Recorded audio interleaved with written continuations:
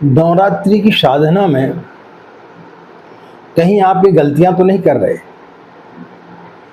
यदि गलतियां कर रहे हैं तो हो सकता है आपका बहुत बड़ा नुकसान। राधे राधे, जय श्री कृष्णा, नमस्कार। मैं आचार्य पंडित गिरीश मारोलिया, हमारे आत्मीय। यदि आप नवरात्रि में गायत्री का लघु अनुष्ठान करने के लिए जा रहे हैं या आप 10 महाविद्याओं की साधना करने के लिए जा रहे हैं या आप दुर्गा सप्तशती का पाठ करने के लिए जा रहे हैं, तो कहीं आप ये गलतियां तो नहीं कर रहे। और यदि ये गलतियां कर रहे हैं तो आपके लिए बहुत बड़ी मुसीबत आ सकती है। यदि आप गायत्री का लघु अनुष्ठान करने के लिए जा रहे हैं तो इस नवरात्रि काल में आपको इन 7 चीज़ों को ध्यान रखना चाहिए। और यदि आप इन 7 बिंदुओं पर ध्यान देंगे तो निश्चित रूप से आपकी साधना फलित होगी।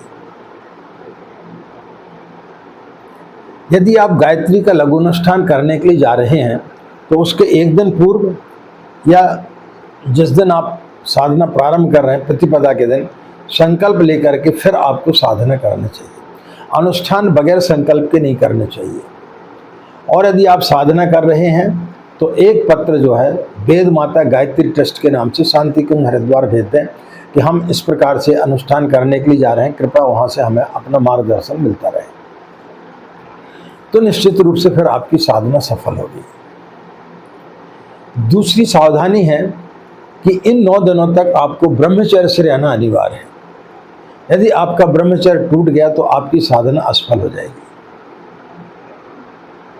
यदि आपने अखंड दीपक जला करके रखा है तो पूरे 9 दिनों तक उसका ध्यान रखें कि कहीं वो बुझने ना पाए।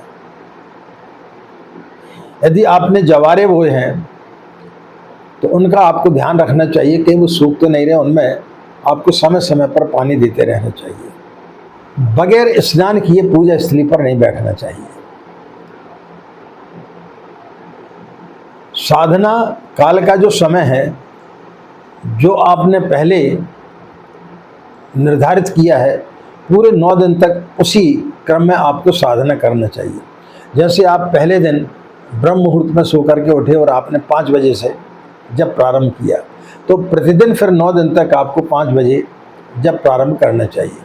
पहले दिन यदि आपने प्रातः 27 माला में से 20 माला है जो भी आपने संख्या सुबह निर्धारित की है और शेष जो है आपने शाम को निर्धारित की है तो पूरे 9 दिन तक वैसा ही रहना चाहिए। यदि आप एक ही बार में पूरी माला कर रहे हैं तो प्रतिदिन जो है आपको फिर वैसी ही करनी चाहिए। समय में बार बार आपको परिवर्तन नहीं करना चाहिए। मित्रों, तो यदि आप ये सावधानियां बरतेंगे तो निश्चित रूप से आपकी गायत्री साधना या आप जो भी साधना कर रहे हैं वो आपकी सफल होगी। आज की बात समाप्त। हमें आज्ञा दें। नमस्कार। ओम शांति।